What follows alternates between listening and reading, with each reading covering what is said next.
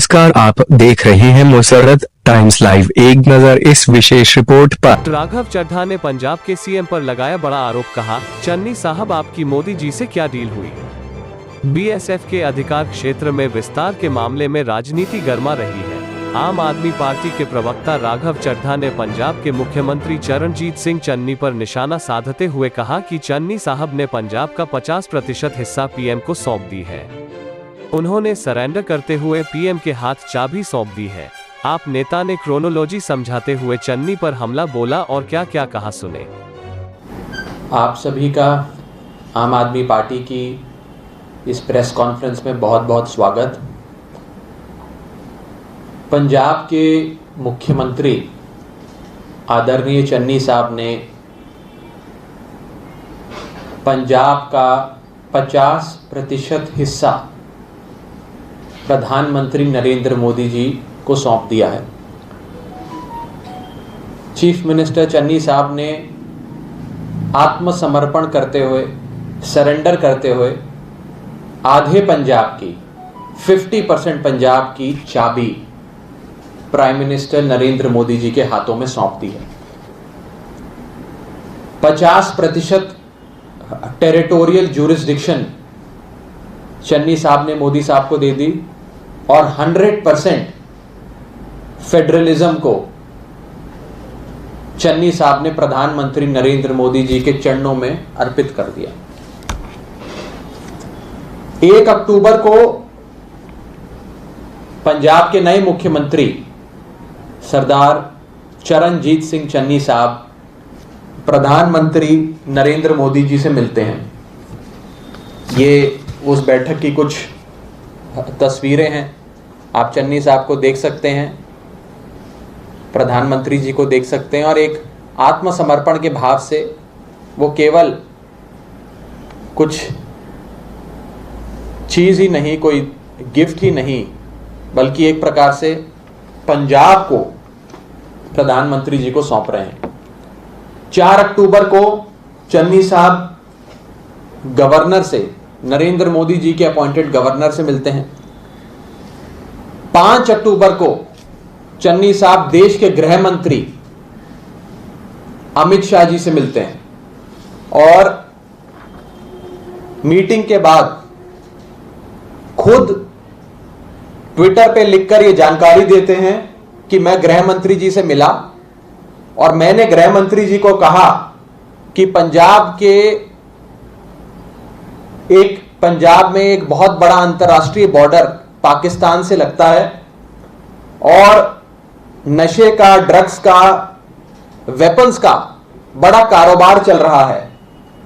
मैं गृह मंत्री जी से अनुरोध करता हूं कि आप इस मामले में कोई स्टेप्स उठाएं, एक्शन लें। ये खुद चन्नी साहब देश के गृह मंत्री अमित शाह जी से मिलकर 5 अक्टूबर को उन्हें कहते हैं कि आप पंजाब को संभालो। पंजाब के अंदर नशे की और वेपन्स का एक बहुत बड़ा व्यापार चल रहा है जो बॉर्डर के उस पार से चलता है। हमारा 550 किलोमीटर का एक अंतर्राष्ट्रीय बॉर्डर है। तो भारतीय जनता पार्टी की सरकार, गृह मंत्री अमित शाह खुद पंजाब संभालें, ये चन्नी साहब अमित शाह जी को बोलकर आते हैं। आप क्रोनोलॉजी समझिए। 1 अक्टूबर को चन्नी साहब मोदी जी से मिलकर कहते हैं आप पंजाब संभालिए। 4 अक्टूबर को चन्नी साहब गवर्नर से मिलकर यही बात कहते हैं और 5 अक्टूबर को पंजाब के मुख्यमंत्री चन्नी साहब देश के गृह मंत्री से मिलकर यह बात कहते हैं, जिसकी जानकारी उन्होंने खुद दी। ये कोई स्पेक्युलेटिव या कंजेक्चर नहीं है, ये चन्नी साहब ने खुद ये बात कही। और 14 अक्टूबर को केंद्र में बैठी मोदी सरकार ने, भाजपा की सरकार ने फैसला ले लिया कि बीएसएफ यानी कि बॉर्डर सिक्योरिटी फोर्स, यानी कि नरेंद्र मोदी जी की खुद की पुलिस अब अपना दायरा 15 किलोमीटर से बढ़ाकर 50 किलोमीटर कर रही है। जहां जहां बॉर्डर लगता है वहां जहां बॉर्डर से 15 किलोमीटर भीतर तक ही केवल बॉर्डर सिक्योरिटी फोर्स यानी कि बीएसएफ पुलिस का दायरा होता था, उसे 15 किलोमीटर से बढ़ाकर 50 किलोमीटर कर दिया। ये 15 किलोमीटर से बढ़ाकर 50 किलोमीटर आप इस आंकड़े से समझिए कि कुल मिलाकर पंजाब की पूरी क्षेत्रफल, पूरी जमीन 50,362 स्क्वायर किलोमीटर है। कुल पंजाब की क्षेत्रफल 50,362 स्क्वायर किलोमीटर, और बीएसएफ का यह दायरा बढ़ने से इस 50,362 स्क्वायर किलोमीटर में से 27,600 किलोमीटर, यानी कि आधे से भी ज्यादा 27,600 किलोमीटर अब नरेंद्र मोदी जी की पुलिस के अधीन आ गया। यानी कि पंजाब का 50% से अधिक इलाका, एरिया, क्षेत्रफल अब पंजाब का या पंजाब पुलिस का नहीं रहा। वहां पे लॉ एंड ऑर्डर से लेकर, अरेस्ट से लेकर, सर्च एंड सीजर से लेकर हर चीज अब भारतीय जनता पार्टी और नरेंद्र मोदी जी की सरकार खुद करेगी, और बॉर्डर सिक्योरिटी फोर्स जो नरेंद्र मोदी जी की पुलिस है वो करेगी।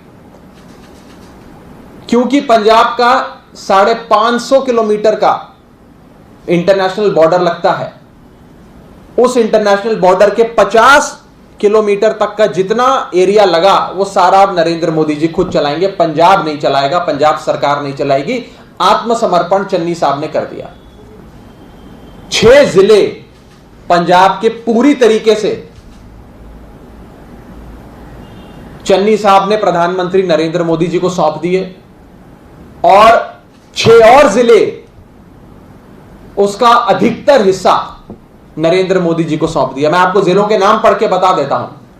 जो जिले पूरी तरीके से, लगभग पूरे तरीके से अब भाजपा की सरकार चलाएगी, चन्नी साहब की कांग्रेस की सरकार नहीं चलाएगी, उन जिलों का नाम है पठानकोट, गुरदासपुर, अमृतसर, फिरोजपुर, फाजिलका, तरन तारण। और 6 जो पार्शली, यानी कि वो जिले जहां पर एक बड़ा हिस्सा, एक बड़ा क्षेत्रफल अब नरेंद्र मोदी जी की सरकार चलाएगी, उन जिलों का नाम है होशियारपुर, जालंधर, कपूरथला, फरीदकोट, मुक्तसर और मोगा। यानी कि आप समझिए कि माझा इलाका जो पंजाब का कहा जाता है वो तो लगभग सारा ही अब केंद्र में बैठी भाजपा सरकार चलाएगी, और हमारे मालवे इलाके का एक बहुत बड़ा हिस्सा अब केंद्र में बैठी मोदी सरकार चलाएगी। द्वाबे का भी एक बहुत बड़ा हिस्सा अब केंद्र में बैठी मोदी सरकार चलाएगी। इसका एक वाक्य में अगर आप सारांश, एक कंक्लूजन ड्रॉ करने की कोशिश करें तो वो ये है कि 50% पंजाब में राष्ट्रपति शासन लग गया। चन्नी साहब की इंसिस्टेंस पे, उनके अनुरोध पे मोदी जी और अमित शाह जी ने पंजाब के 50% इलाके में राष्ट्रपति शासन लगा दिया। आज बॉर्डर सिक्योरिटी फोर्स यानी कि बीएसएफ एक्ट 1968 के तहत, सेक्शन 139 के तहत 27,000 स्क्वायर किलोमीटर में आने वाली जितनी भी आबादी है, यानी कि पंजाब का आधा इलाका है, उसमें किसी को भी गिरफ्तार कर सकती है, किसी के भी घर में घुसकर रेड कर सकती है, सर्च एंड सीजर कंडक्ट कर सकती है। और सबसे खतरनाक पहली चीज,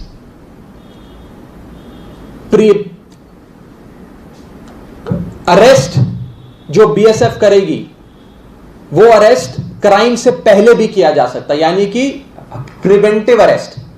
अरेस्ट करने के लिए क्राइम का होना अनिवार्य नहीं है, प्रिवेंटिव अरेस्ट करने की पूरी ताकत बीएसएफ को मिलेगी। और दूसरी चीज, लोकल पुलिस जो है पंजाब की, उसका इस पूरी प्रक्रिया में कोई हस्तक्षेप, भागीदारी नहीं होगी। बीएसएफ ना पंजाब पुलिस से कंसल्ट करेगी, ना अनुमति लेगी। अपने हिसाब से पंजाब के 27,000 किलोमीटर, 50,000 स्क्वायर किलोमीटर में से 27,000 किलोमीटर इलाके में बीएसएफ अब कानून व्यवस्था से लेकर हर संभव चीज, अरेस्ट से लेकर सर्च एंड सीजर तक करने जा रही है, कर सकती है। जहां केंद्र में बैठी मोदी सरकार यह लॉजिक देती है कि यह राष्ट्रीय सुरक्षा का मसला है, नेशनल सिक्योरिटी का मसला है। मैं आपको यह साफ तौर पे बता दूं कि यह राष्ट्रीय सुरक्षा का मसला नहीं है, यह राष्ट्रीय राजनीति का मसला है। यह नेशनल सिक्योरिटी का इशू नहीं है, यह नेशनल पॉलिटिक्स का इशू है। क्योंकि अगर यह राष्ट्रीय सुरक्षा का विषय होता तो अभी 3000 किलो हेरोइन गुजरात में पकड़ी गई, गुजरात के एक पोर्ट पर पकड़ी गई। वहां पर बीएसएफ का दायरा बढ़ाया नहीं गया, बल्कि बीएसएफ का दायरा घटा दिया गया। 3000 किलो कोई छोटा मामूली अमाउंट नहीं होता। 3000 किलो गुजरात के एक पोर्ट पे अफीम पकड़ी गई, हेरोइन पकड़ी गई। उसके बाद गुजरात का बीएसएफ का दायरा 80 किलोमीटर से घटाकर 50 किलोमीटर कर दिया, यानी कि 37.5% डिक्रीज कर दिया उन्होंने अपनी ज्यूरिसडिक्शन, बीएसएफ ने। लेकिन पंजाब में ज्यूरिसडिक्शन को 15 किलोमीटर से 50 किलोमीटर इंक्रीज कर दिया। अगर यह राष्ट्रीय सुरक्षा का मसला होता तो गुजरात में भी आपको बीएसएफ, जहां भाजपा की सरकार है, वहां पर भी बीएसएफ का दायरा बढ़ाना चाहिए था, ज्यूरिसडिक्शन बढ़ाना चाहिए था, अधिकार क्षेत्र बढ़ाना चाहिए था। इसीलिए यह राष्ट्रीय सुरक्षा का नहीं, राष्ट्रीय राजनीति का मसला है। यह नेशनल सिक्योरिटी का नहीं, नेशनल पॉलिटिक्स का इशू है। इसीलिए आज नरेंद्र मोदी जी की सरकार ने और चन्नी सरकार ने एक मैच फिक्सिंग के तहत पंजाब के आधे इलाके में राष्ट्रपति शासन लगा दिया, यानी कि आधे पंजाब की चाबी चन्नी साहब खुद नरेंद्र मोदी जी को सौंप कर आए हैं। मैं पंजाब के मुख्यमंत्री चन्नी साहब से पूछना चाहता हूं कि आपकी प्रधानमंत्री मोदी जी से क्या डील हुई? पंजाब का 50% 50% इलाका आप मोदी जी की झोली में डालकर आए। उस झोली में डालने के बाद आपको क्या मिला? आपकी क्या डील प्रधानमंत्री नरेंद्र मोदी जी से और बीजेपी से हुई है? ये फेडरल स्ट्रक्चर पे, देश के संघीय ढांचे पे सीधा प्रहार है, इनडायरेक्ट अटैक नहीं है, डायरेक्ट अटैक है। और भारतीय जनता पार्टी ये बात समझ चुकी है कि क्योंकि ना वो पंजाब में सरकार बना पाई और ना ही वो पंजाब में सरकार बना पाएगी, तो एक इनडायरेक्ट तरीके से पंजाब पर कंट्रोल बनाने के लिए भाजपा की सरकार ने आज पंजाब के 50% इलाके 12 जिलों पे, 22 में से 12 जिलों पे, अब तो एक और जिला बढ़ गया, 23 डिस्ट्रिक्ट्स में से 12 जिलों पे पूरा अपना कब्जा बना लिया।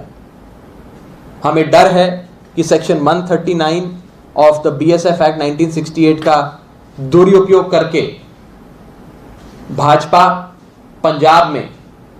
पंजाब को डराने की, बांटने की कोशिश कर सकती है, पंजाब को पोलराइज करने की कोशिश कर सकती है, किसानों को गिरफ्तार कर सकती है।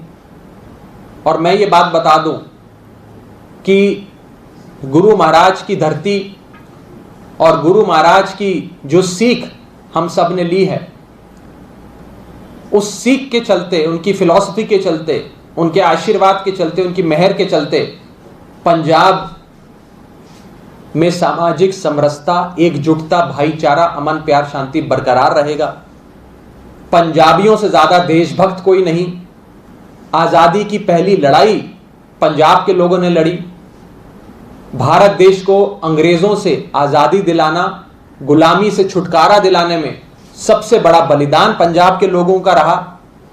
और पंजाब के लोगों जो एक राष्ट्रभक्त होते हैं, जन्म से राष्ट्रभक्त होते हैं, ऐसे लोगों पर बीएसएफ का और 27,000 किलोमीटर पंजाब के इलाके पर बीएसएफ का दबदबा हो, बिना किसी क्राइम के अरेस्ट हो, प्रिवेंटिव अरेस्ट हो, बिना पंजाब पुलिस की कंसल्टेशन के अरेस्ट हो, और पूरे इलाके पे जहां लोगों ने एक पार्टी की सरकार बनाई, अब उस पार्टी की सरकार नहीं बल्कि केंद्र में बैठी भाजपा सरकार लागू करेगी, रूल करेगी, ये हम होने नहीं देंगे। हम इसका विरोध करते हैं, इसकी सख्त निंदा करते हैं और ये सीधे तौर पे फेडरलिज्म पे एक डायरेक्ट अटैक है। बीजेपी की सरकार लगातार संघीय ढांचे पर अटैक करती आई उन सारे राज्यों में जहां बीजेपी को यह विश्वास हो गया है कि वो अब अपनी सरकार नहीं बना सकती। दिल्ली में जब से अरविंद केजरीवाल जी की पूर्ण बहुमत की सरकार बनी, यानी कि फरवरी 2015 से लेकर आज तक, ministry of home affairs either directly या लेफ्टिनेंट गवर्नर साहब के कार्यालय से लगातार दिल्ली में संघीय ढांचे पर अटैक करता रहता है। लेकिन यहां पर मुख्यमंत्री चरणजीत सिंह चन्नी नहीं जो आत्मसमर्पण कर दें मोदी जी के सामने। यहां पर मुख्यमंत्री अरविंद केजरीवाल जी हैं जो दिल्ली वालों के हक के लिए, दिल्ली वालों के अधिकारों के लिए नरेंद्र मोदी जी से लड़ते रहे और आज तक अरविंद केजरीवाल जी की वजह से दिल्ली में संघीय ढांचा फेडरलिज्म बचा हुआ है और दिल्ली के मतदाता की वोट की जो शक्ति है, ताकत है, वो कायम है। लेकिन चरणजीत सिंह चन्नी साहब, पंजाब सूबे के मानयोग मुख्यमंत्री साहब ने आत्मसमर्पण करके नरेंद्र मोदी जी को पंजाब के, आधे पंजाब की चाबी सौंप दी है। हम अंत में सीधे तौर पर चन्नी साहब से पूछना चाहेंगे कि आपकी क्या डील नरेंद्र मोदी जी से इस मैच फिक्सिंग के तहत हुई है? आपको क्या मिला है? क्या कोई फाइलें मोदी जी ने कहा है अब मैं दबा दूंगा जिन पर एक्शन नहीं लिया जाएगा? क्या ऐसी चीज है जो पंजाब के मुख्यमंत्री को नरेंद्र मोदी जी ने दी है एक डील के तहत, जिसके चलते आधे से ज्यादा पंजाब की चाबी चन्नी साहब ने मोदी जी को सौंप दी है? इस विषय में किसी भी साथी का कोई सवाल हो तो आप पूछ सकते हैं।